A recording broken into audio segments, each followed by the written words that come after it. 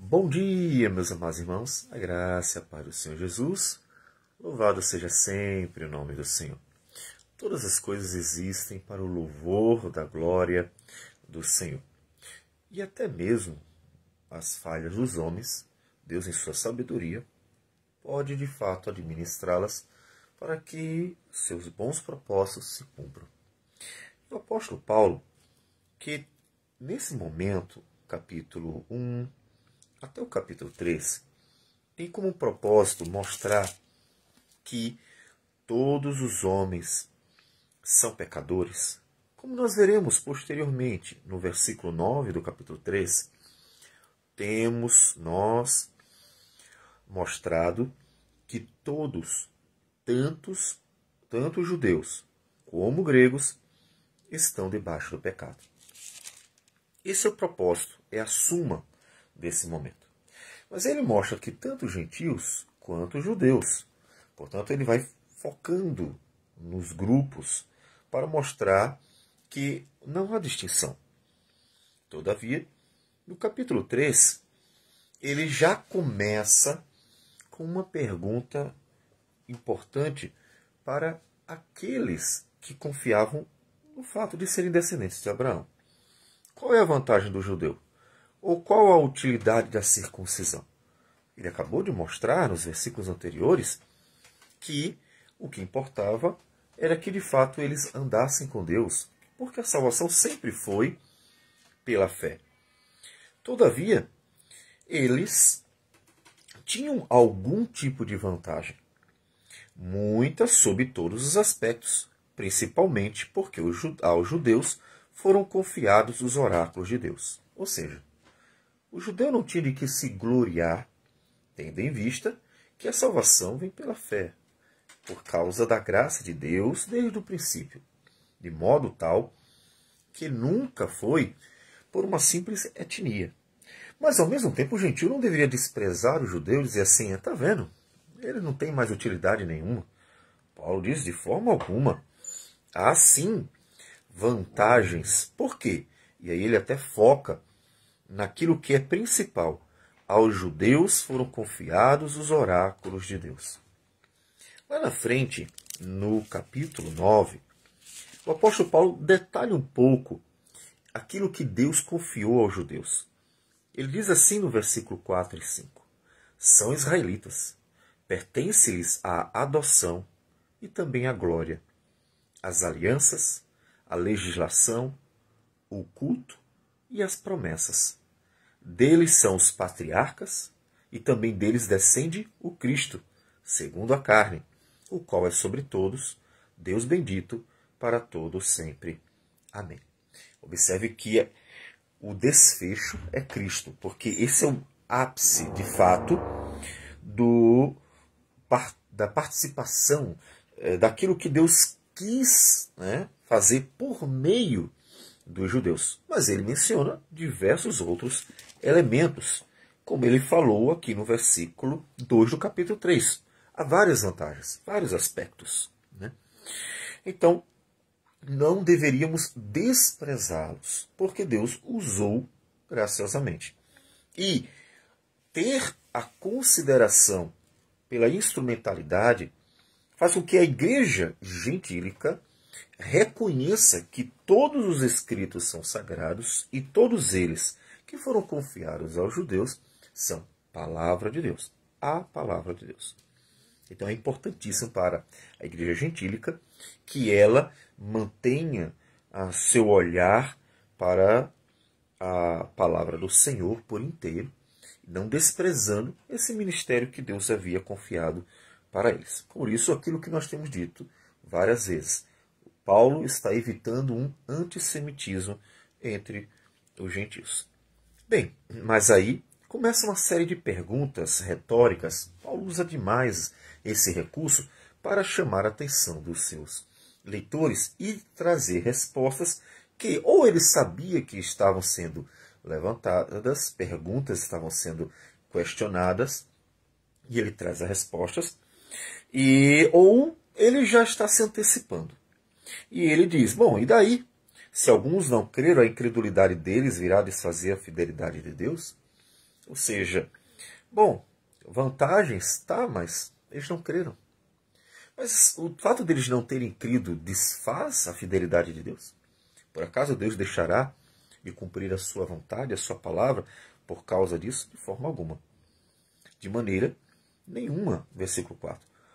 Seja Deus verdadeiro e mentiroso todo homem, segundo está escrito, para seres justificado nas tuas palavras e venhas a vencer quando fores julgado.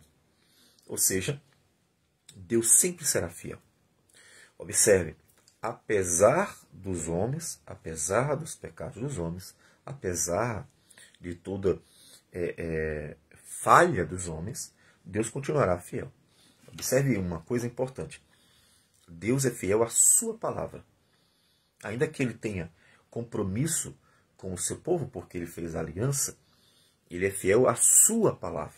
Ou seja, ele cumprirá cabalmente o que ele prometeu. E a nossa relação com ele, obviamente, dependerá de nós estarmos dentro dos critérios. O critério máximo, que é o andar com ele, ou seja, a fé no Senhor. Então ele continua sendo fiel. Inclusive o apóstolo Paulo, também, falando mais adiante ao jovem pastor Timóteo, ele fala sobre essa fidelidade de Deus em 2 Timóteo capítulo 2, versículo a partir do 11, diz: fiel é esta palavra, se já morremos com ele, também viveremos com ele. Se perseveramos, também com ele reinaremos. Se o negamos, ele por sua vez nos negará. Se somos infiéis, ele permanece fiel, por de maneira nenhuma pode negar-se a si mesmo. Ou seja, Deus sempre será fiel. E isso é um conforto para nós, porque ainda que a igreja seja o conjunto dos cristãos, que, portanto, creram no Senhor, estão unidos ao Senhor, ainda é composta de pecadores. E o conforto saber que Deus é fiel, a despeito das falhas ainda presentes, até que Jesus volte, né, para trazer a incorruptibilidade e depois, decorrente dela, a imortalidade. Então ele continua. E vem umas questões que são de adversários. Ele está levantando algumas questões capciosas de adversários, de pessoas que estavam trazendo acusações contra Paulo. O que a gente percebe nesses versículos seguintes? Alguns judeus estavam acusando o apóstolo Paulo de pregar uma libertinagem, de ensinar que poderia se fazer qualquer coisa, porque já que a salvação é pela graça, não é por obras, então, quanto mais pecarmos, mais graça haverá, maior misericórdia se desfrutará e Deus será mais glorificado ainda. Então eles estavam acusando Paulo de pregar uma libertinagem, uma graça barata, né? Ou viver de qualquer jeito para que Deus seja glorificado na abundância da graça dele. Então era uma acusação. Que no versículo 8 aparece ele dizendo: por que não dizemos como alguns caluniosamente afirmam que o fazemos? Ou seja, estavam acusando o apóstolo Paulo, e ele diz caluniosamente, porque ele nunca ensinou essa vida libertina. Havia quem fizesse isso. Na carta de Judas nós temos pessoas que estavam defendendo a ideia de que quanto mais pecar, mais graça se desfruta e, portanto, Deus é glorificado mais ainda. Havia quem tivesse essa doutrina, mas Paulo não estava ensinando isso. E ele deixa claro isso. E, a partir do versículo 5, ele diz: mas, se a nossa injustiça traz à lume a justiça de Deus, que diremos? Porventura será Deus injusto por aplicar a sua ira? Certo que não. Do contrário, como julgará Deus o mundo? Então, estava levantando. Olha, mas se meu pecado manifesta a justiça de Deus, manifesta a graça de Deus, manifesta a verdade de Deus, ou seja, qual é a questão? É que quanto mais preto for um objeto, né, vamos pensar num papel bem preto, mais evidente ficará o branco dentro dele. Né? Qualquer pintinho assim, qualquer desenho branco fica em evidência, porque o contraste é grande. E é isso que ele está dizendo. Bom, já que o contraste evidencia a glória de Deus, já que o contraste evidencia a santidade de Deus, então, por que a gente está se preocupando se no final das contas Deus será glorificado nos pecados também, porque ele julgará ou manifestará a sua graça, condenará os ímpios e salvará por graça aqueles que ele quer. Então, no final das contas, tudo glorificará o nome dele. Bem, é verdade, Deus será glorificado sempre, mas não porque ele concorda ou porque ele aprova qualquer pecado ou porque ele queira que o homem peque para evidenciar a sua graça, de modo algum. Deus será glorificado porque ele é quem ele é e permanecerá sendo quem ele é. Ele continuará sendo fiel, verdadeiro, santo, justo, gracioso, amoroso e assim por diante, eternamente. E ele é glorificado por quem ele é. Mas Deus jamais ensinou que se deveria pecar para evidenciar a sua graça, para evidenciar a sua santidade, de forma alguma. Então, a injustiça dos homens manifestam ou evidenciam mais ainda a justiça de Deus? É verdade. Mas Deus terá que julgar? Claro. Mas por que ele terá que julgar, já que o que eu estou fazendo, diriam eles, se o que se faz de errado evidencia a justiça dele? Não está sendo ele glorificado? Então, por que então condenar o homem? De forma alguma. Aí ele pergunta, mas então como é que Deus vai condenar o mundo? Como é que Deus vai condenar os ímpios, os que desprezam a ele, se ele não estiver levando em consideração de fato, ou seja, se ele não tratar de forma íntegra, justa, toda a injustiça? Então, toda injustiça para Deus é injustiça. E Deus trata toda injustiça como injustiça. Ou seja, Deus não se agrada, Deus não se alegra de modo algum com a injustiça. Percebe? Ou seja, mesmo que seja da parte de um cristão, a injustiça é injustiça, a desonestidade é desonestidade, a mentira é mentira, o engano é engano, a maldade é maldade, e assim por diante. Então, ele não concordará, ele não aprovará, mesmo que isso evidencie quão santo ele é em contraste com o homem pecador, porque ele nunca concordará com o pecado, porque ele é santo. E aí, a questão basta lembrar que Deus julgará o mundo pela injustiça do mundo. Então ele não pode concordar com nenhuma injustiça. Ou seja, como ele diz no versículo 11 do capítulo 2, que nós vimos anteriormente. Porque para com Deus não há acepção de pessoas. Ele não pode fazer acepção de pessoas. E já haveria uma injustiça nisso, né? Porque ele trataria um de um jeito, outro de outro. Os homens é que fazem isso, e a gente tem visto isso acontecer entre os homens. Um é tratado de um jeito, outro é tratado do outro. Então, isso se chama injustiça. E Deus não pode fazer, de forma alguma, ou aceitar qualquer injustiça.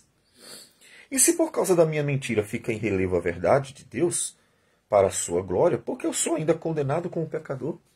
É aquilo que nós estamos dizendo. Olha, se o cara mente e evidencia o contraste, ou seja, olha como Deus é santo, basta contrastar com os homens mentirosos. Deus é verdadeiro.